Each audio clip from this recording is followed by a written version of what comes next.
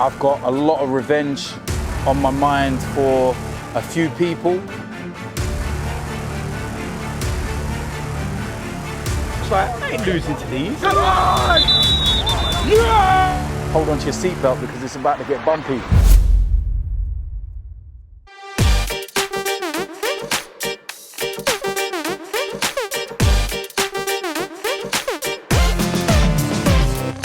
Hello boys and girls, so the Premier League is back. I'm feeling good, I'm feeling refreshed for the new season that comes ahead. And do you know what? We should be quite optimistic because for once we have had a decent transfer window. And I for one am actually looking forward to the season. I hope it's not a false dawn and I hope I'm not getting too excited too soon and it's all going to fall apart as it always does. Now, Newcastle away. What can we expect from Newcastle? It's going to be a tough game. Despite their off-field problems, change of manager and everything else, it's going to be a difficult game because it's the first game at St James's Park.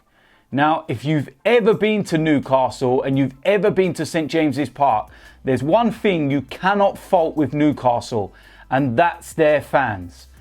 They will be fully behind their team for the start of the season, and it could be a very tough place to go, especially when we are missing some players. Now, I will get onto the 1 to 11 in a moment, but let's have a look at both sides. Now, Newcastle, like I said, they've changed their manager.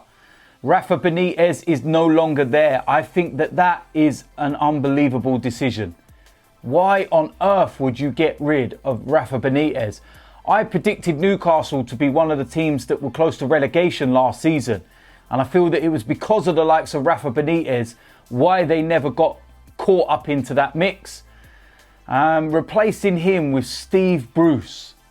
Really, with all due respect to Steve Bruce, that's a massive downgrade in my opinion. And I know a lot of the Geordies are not happy.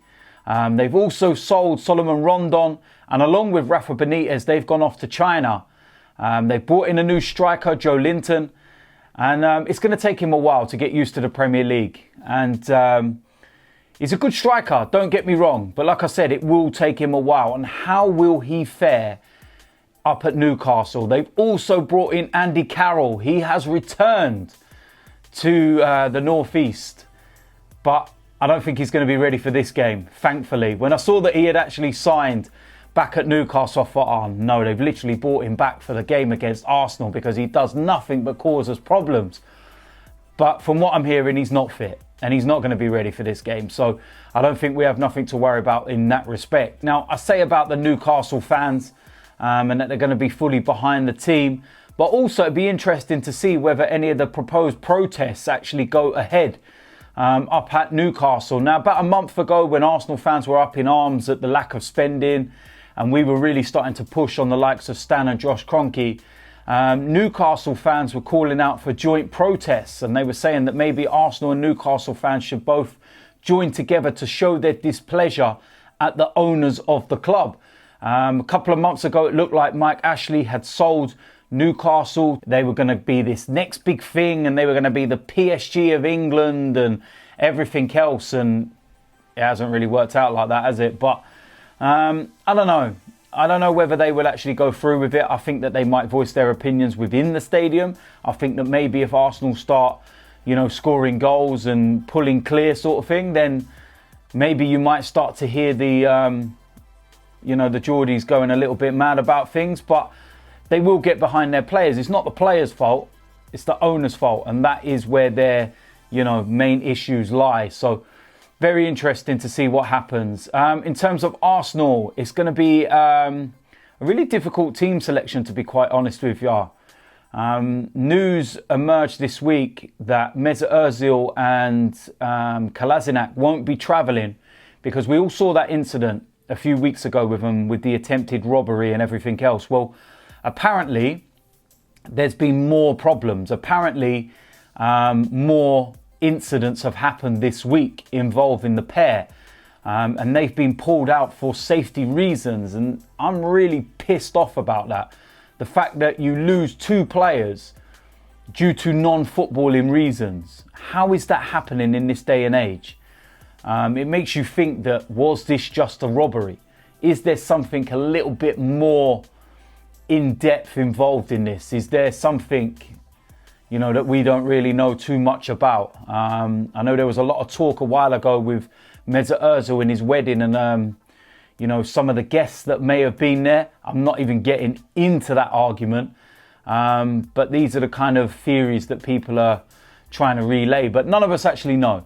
None of us know the truth and what's actually going on. But what we do know is that they're not going to be travelling up to Newcastle for safety reasons.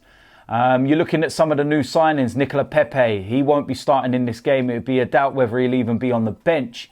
Unai Emery's made it pretty clear that he likes to, you know, bed in his new players. He did it last year with Lucas Torreira, Leno. So I can't see there being any difference with the likes of Pepe because he only joined a week ago, to be quite honest with you. And I think he needs a few weeks just to kind of adapt and get himself up to speed, so to speak. Alexandre Lacazette, there's a doubt whether he'll be fit because he picked up an injury in the pre-season game against Lyon.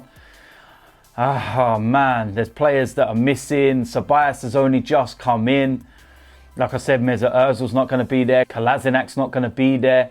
Bellerin's coming back from injury. Rob Holding's coming back from injury. Tierney's not going to be fit for 4 to 6 weeks. So we're going to have to make do for the next couple of weeks. I think if we can get through this game and then the Burnley game and then try and get the numbers ready for when we play Liverpool and Spurs back to back before the international break. So yeah, with that said, I'm going to go and get into the predicted lineup. And yeah, it's going to be interesting. And this is what I would pick, not what I feel Unai Emery would pick. Starting off in goal, Leno.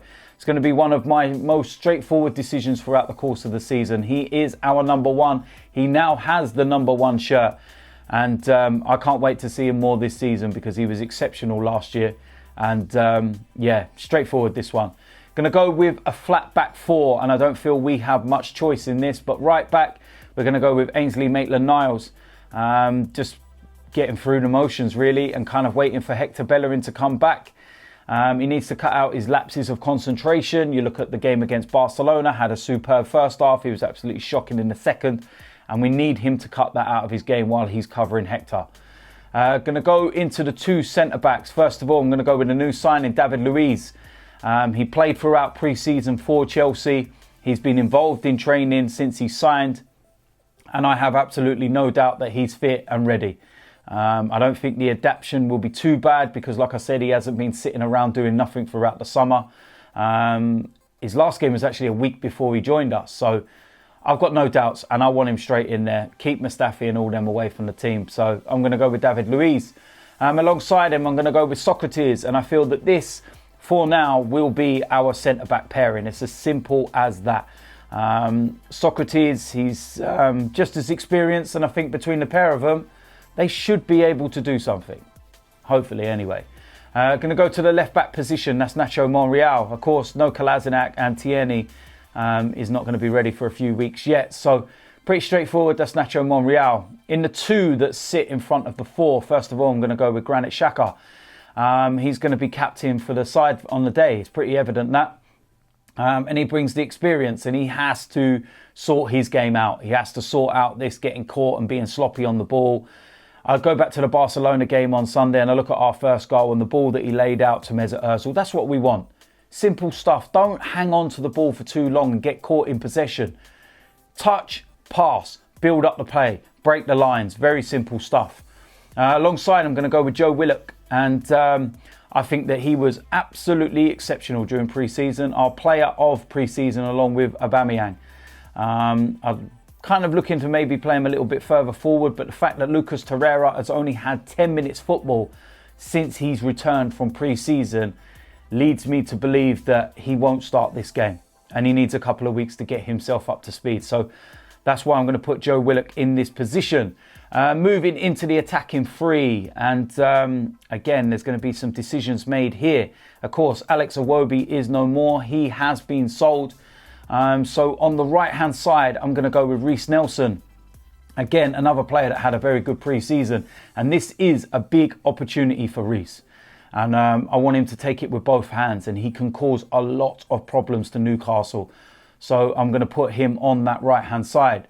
On the left of that three, I'm going to go with Pierre-Emerick Aubameyang. Along with Joe Willock, player of pre-season. He looks so good. So fired up. So ready. And pretty straightforward decision, to be quite honest with you. And that's what I'm going to go with. In the middle of that three, I'm going to go with Dani Ceballos.